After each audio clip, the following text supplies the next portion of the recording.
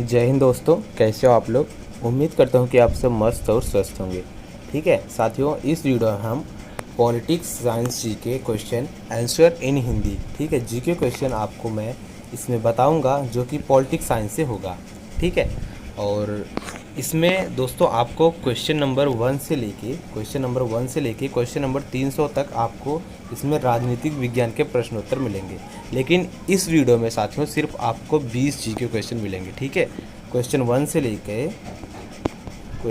लेके क्वेश्चन 20 तक। ठीक है, और हर वीडियो में 20-20 क्वेश्चन मिलेंगे और 300 क्वेश्चन आपको इसमें मैं बताऊंगा। ठीक है, तो अगर आप हमारे चैनल पर नए हैं तो चैनल को सब्सक्राइब कर दीजिए और अपने दोस्तों के पास इस वीडियो को शेयर ज़रूर कर देना। ठीक है, चलिए वीडियो को शुरू करते हैं बिना किसी देरी का। पहला प्रश्न है, किस दल ने 2 वर्ष के समय में 2 प्रधानमंत्री दिए? किस दल ने 2 वर्ष के समय में 2 प्रधानमंत्री दिए थे? तो इसका आंसर होगा साथियों जनता पार्टी। ठीक है, जनता पार्टी ने 2 प्रधानमंत्री दिए थे 2 वर्ष में। ठीक है, तो और वह कब दिए थे? और यह प्रश्न पूछा गया था एसएससी जीडी में। ठीक है, एसएससी में 2008 में पूछा गया था, इसमें लिखा भी है। अगला प्रश्न है,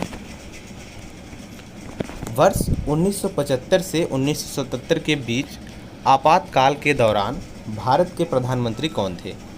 प्रश्न क्या है दूसरा, वर्ष 1975 से 1977 के बीच आपातकाल के दौरान भारत के प्रधानमंत्री कौन थे? यानी सिर्फ 2 साल, ठीक है, 2 साल के प्रधानमंत्री बने होते, वो कौन थे? तो इसका आंसर होगा इंदिरा गांधी। इंदिरा गांधी 1975 से 1977 के बीच में आपातकाल में जो है वो प्रधानमंत्री बनी थी भारत के, और यह पूछा गया था एसएससी में 2019 में। ठीक है, अगला प्रश्न है, लोकसभा के अधिनियमों के अंतर्गत सदन का नेता का अर्थ ... से है यदि वह लोकसभा का सदस्य हो। मतलब वह क्या होता है, किसका अर्थ होता है? तो उसका अर्थ होता है प्रधानमंत्री का। ठीक है, यहाँ प्रधानमंत्री होगा। लोकसभा के अधिनियमों के अंतर्गत सदन का नेता का अर्थ प्रधानमंत्री से होता है। ठीक है, इसका लोकसभा सदस्य कौन होता है? प्रधानमंत्री से, और यह पूछा गया था एसएससी 2020 में। ठीक है, अगला प्रश्न है, प्रधानमंत्री पद से पद त्याग करने वाला प्रथम व्यक्ति कौन था? प्रधानमंत्री पद से पद त्याग करने वाला प्रथम व्यक्ति कौन था? तो इसका आंसर होगा मोरारजी देसाई, जो कि प्रधानमंत्री पद से पद त्याग करने वाले प्रथम व्यक्ति हैं। ठीक है, जिन्होंने प्रधानमंत्री का पद त्याग किया था। अगला सवाल है, भारत के प्रथम सिख प्रधानमंत्री कौन है? भारत के प्रथम सिख प्रधानमंत्री, ठीक है, सिख प्रधानमंत्री कौन है? तो वह है मनमोहन सिंह। मनमोहन सिंह एक सिख हैं। ठीक है, अगला प्रश्न है, नियुक्त के समय निम्न में से कौन प्रधानमंत्री संसद के किसी भी सदन का सदस्य नहीं था? प्रश्न क्या है, नियुक्त के समय निम्न में से कौन प्रधानमंत्री संसद के किसी भी सदन का सदस्य नहीं था? तो इसका आंसर होगा पीवी नरसिंह राव। ठीक है, पीवी नरसिंह राव किसी भी सदस्य का सदस्य नहीं था, संसद के किसी भी सदन का सदस्य नहीं था। कौन? पीवी नरसिंह राव। ठीक है, अगला प्रश्न है, प्रधानमंत्री का पद ग्रहण करते समय विधानसभा का सदस्य था? तो वह था एचडी देवगौड़ा। ठीक है, एचडी देवगौड़ा था जो प्रधानमंत्री पद के ग्रहण करते समय विधानसभा का सदस्य था। अगला सवाल है, इंदिरा गांधी दूसरी अवधि के लिए प्रधानमंत्री बनी थी? इंदिरा गांधी दूसरी अवधि के लिए प्रधानमंत्री बनी थी, तो कब बनी थी? सन 1980 से लेके सन 1984 तक। ठीक है, पहले तो 2 साल के लिए बनी हुई थी। नहीं, मोरारजी देसाई बनी थी, ये नहीं बनी थी। ठीक है, तो इंदिरा गांधी जो है दूसरी अवधि के लिए किस सन में बनी हुई थी? सन 1980 से सन 1984 तक। अगला सवाल है, जवाहरलाल नेहरू के निधन के पश्चात किसने प्रधानमंत्री पद ग्रहण किया?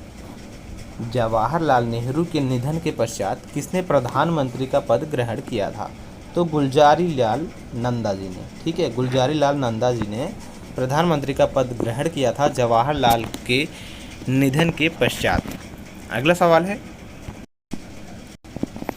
वह प्रथम प्रधानमंत्री कौन थे जिन्होंने संसद सत्र में उपस्थिति हुए बिना ही त्यागपत्र दे दिया था?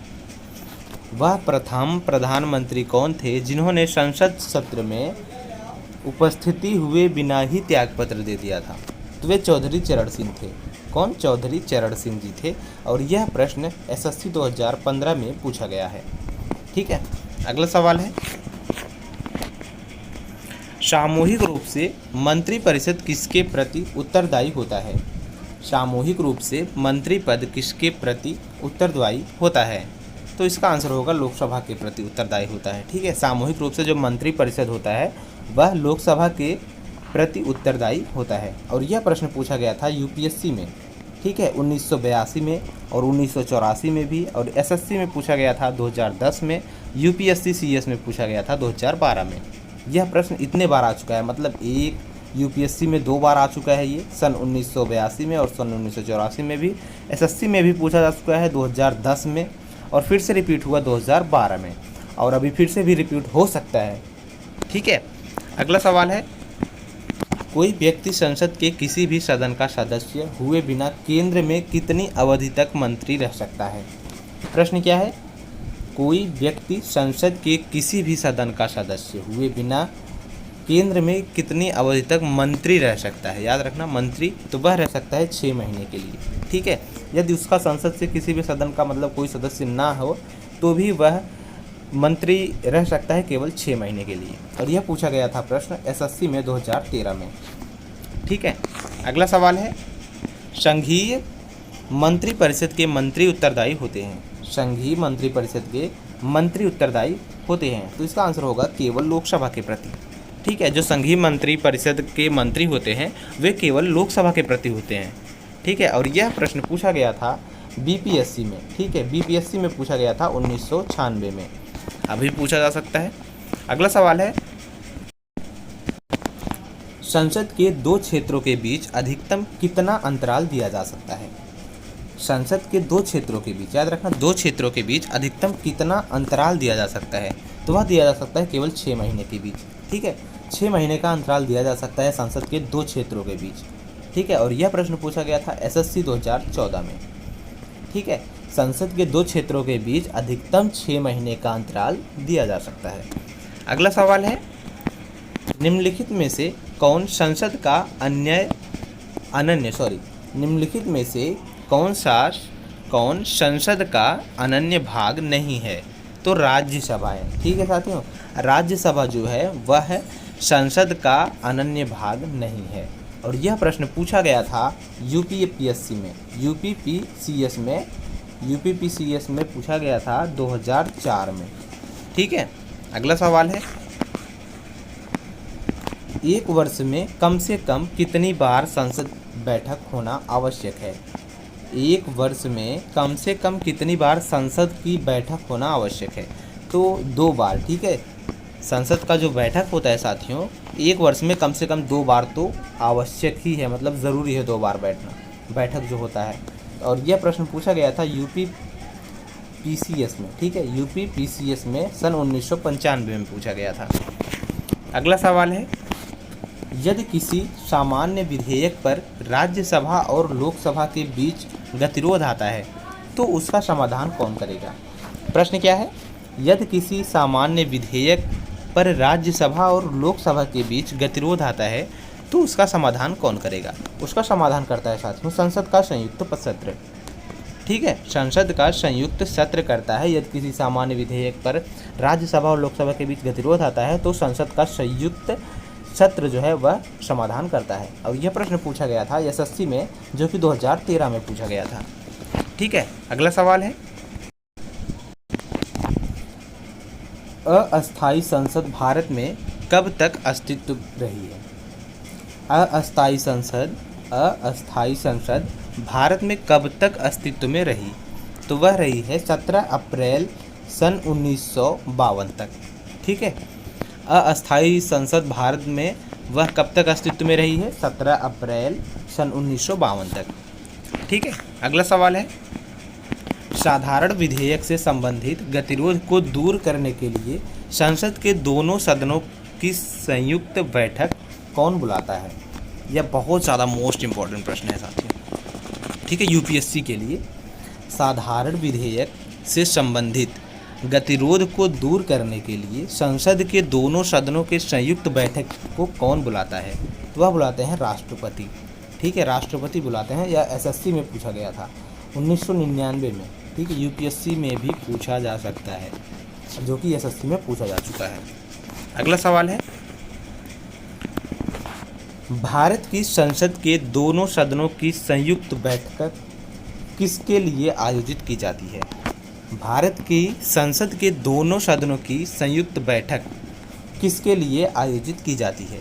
तो इसका आंसर है साथियों, क्या है? उस विधेयक पर विचार करने तथा उससे पारित करने के लिए जिस पर दोनों में मतभेद हो। ठीक है, प्रश्न क्या है, एक बार फिर से पढ़ता हूँ मैं। ये देखो प्रश्न है, भारत की संसद के दोनों सदनों की संयुक्त बैठकें किसके लिए आयोजित की जाती हैं? तो इसका आंसर होगा उस विधेयक पर विचार करने तथा उससे पारित करने के लिए जिस पर दोनों में मतभेद हो। और यह प्रश्न पूछा गया था एनडीए में। ठीक है, एनडीए में पूछा गया था सन 2014 में।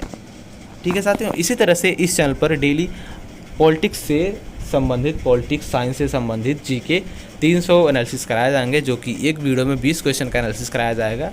और बाकी देखने के लिए आप हमारे चैनल को सब्सक्राइब ज़रूर कीजिए। और भी रिलेटेड जैसे एसएससी, यूपी पुलिस, रेलवे या इंटरेस्टिंग क्वेश्चन भी इस चैनल पर जीके क्वेश्चन का एनालिसिस कराया जाता है। तो चैनल को सब्सक्राइब ज़रूर कर लेना और अपने दोस्तों के पास वीडियो को शेयर कर देना। मिलते हैं नेक्स्ट वीडियो में, तब तक के लिए जय हिंद, जय भारत।